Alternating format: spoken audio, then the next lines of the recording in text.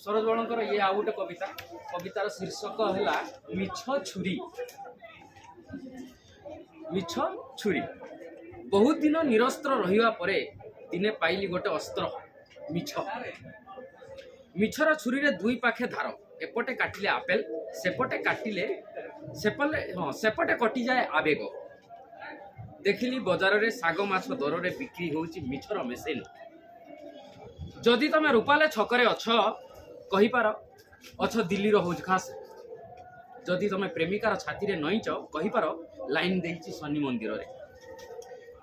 मिछ एमिति एक छुरी जे एका बेले काटे संपर्क गढ़े ओ संपर्क काटे काकुड़ी परी। ओ शेष रे पाइली मु सेई मिछ छुरी हेले काटिबी बोली जाहाकू धरिली देखिली सी मोरी नाहीर कस्तूरी।